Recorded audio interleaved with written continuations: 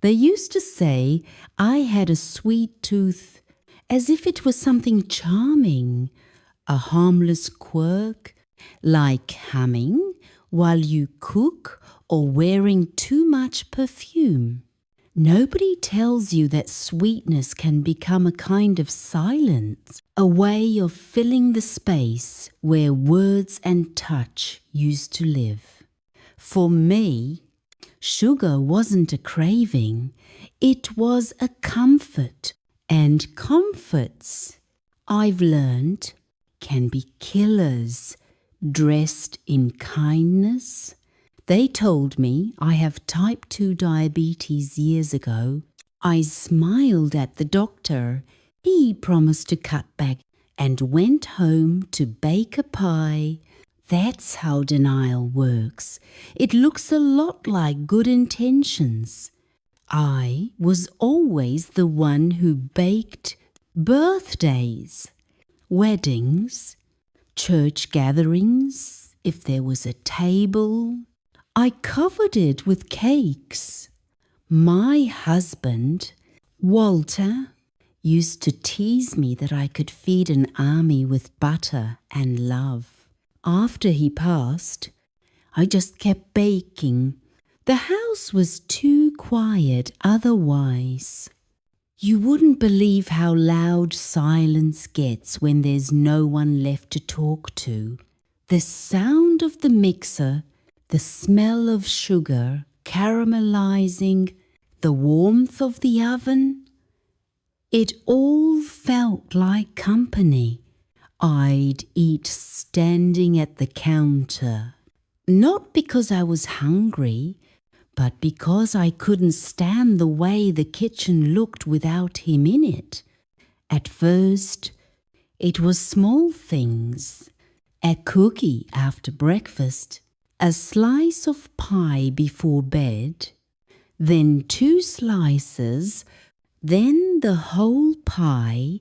It's funny how loneliness doesn't ask for much, just a little sweetness to make the hours taste better. I told myself I deserved it. You've had a hard life, Mary. I'd say you deserve a treat.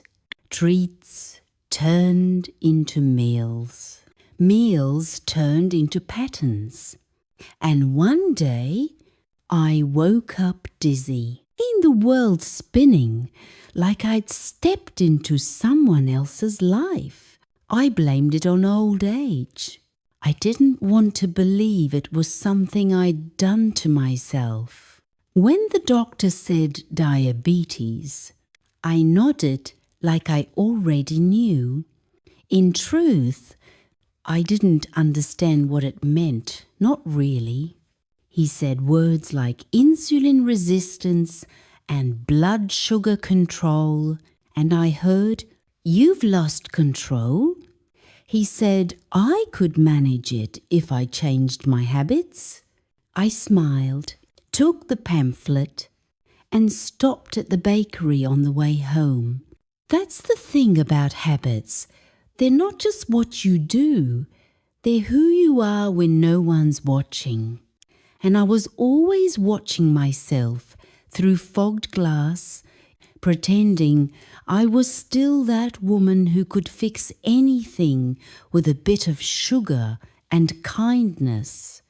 People don't realize how much of a person's identity can be wrapped up in the things that are slowly killing them. Baking was how I loved people. Feeding them was how I said, "I see you." When Walter was alive, he used to say, I baked happiness into everything. After he was gone, I tried to bake my way back to him. Every pie crust was a prayer. Every cake, a conversation I never got to finish. Food became memory. Memory became medicine. Medicine became poison. The first real scare came one morning when I couldn't feel my fingers. They were numb, pale, like they'd fallen asleep without me. I tried to grip the coffee mug, and it slipped right out of my hand. The cup shattered, coffee everywhere, and I just stared at it, unable to move. The doctor said it was neuropathy, nerve damage. He said my sugar levels were too high, that I needed to stop baking, stop eating sweets, start walking, stop. But stopping is hard when sweetness is the only thing left that still feels like joy. My daughter visits sometimes. She brings fruit, neatly sliced, bright and clean, the kind of thing doctors like to see in magazines. She sits by the window, talking about her work, her husband, her children. I smile, listen, nod at the right times. She tells me I need to take better care of myself. Mom, she says, you can't eat like this anymore.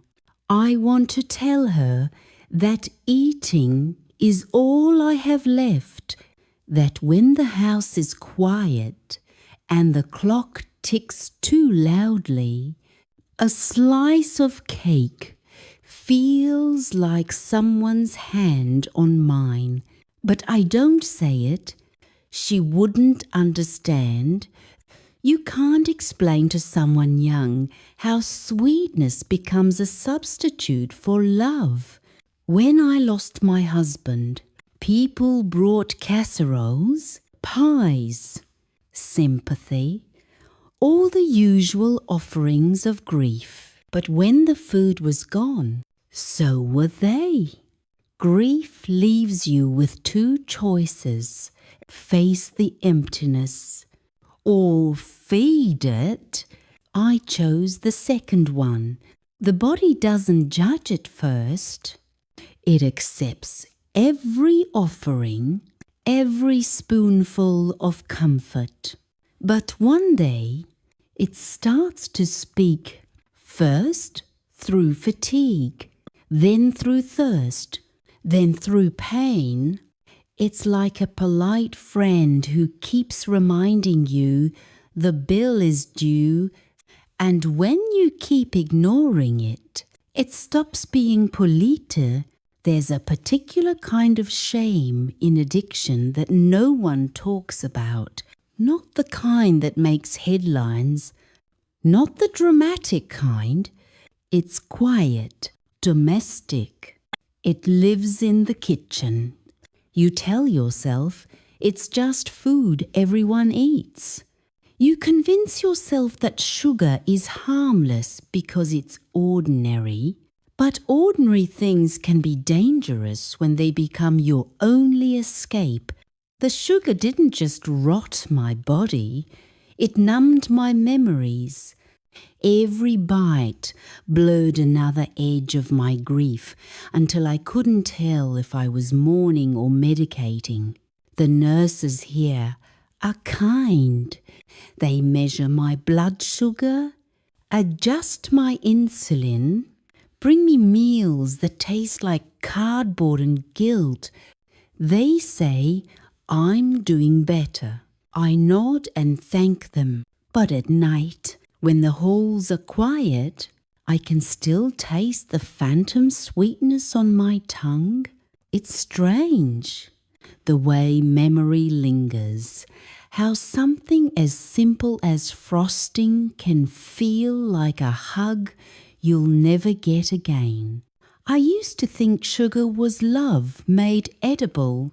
Now I know it was loneliness made bearable. I keep a small photograph of Walter on the nightstand. He's laughing in it, head tilted, eyes crinkled. That smile that could soften any room. Sometimes I whisper to him, I'm sorry, love, I say. I tried to keep living, but I didn't know how without you. And maybe that's the real truth behind all this. I didn't want to live without him. I just wanted to feel alive for a few more moments each day. The sugar gave me that until it didn't.